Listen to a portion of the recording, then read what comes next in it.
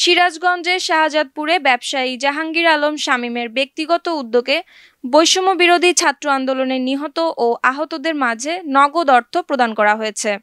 বুধবার দুপুরে উপজেলার গঙ্গাপ্রসাদ এলাকার জাহাঙ্গীর আলমের নিজস্ব বাসভবনে হতাহতদের পরিবারের কাছে নগদ অর্থ প্রদান করা হয়। জানা যায়, গত ৫ আগস্ট শাহজাদপুর পৌরসভার সুজন মাহমুদ ও কৈজুরি ইউনিয়নের অন্তর ইসলাম ঢাকায় বৈষম্য বিরোধী ছাত্র আন্দোলন চলাকালে পুলিশের গুলিতে নিহত হয়। এছাড়া ৪ আগস্ট এনায়েতপুরে খুনকি ইউনিয়নের ইয়াহিয়া হোসেন গুলিবিদ্ধ হয়ে মারা যায়। এ সময় কৈজুরি ইউনিয়নের রিয়াদ হোসেন ও রনি সরকার সহ অনেকেই আহত হয়।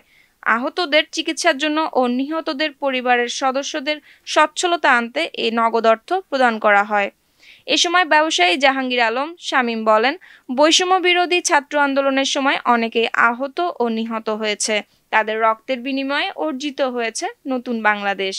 তাদের পরিবারকে সাহায্য করা আমাদের প্রত্যেকের দায়িত্ব ও কর্তব্য।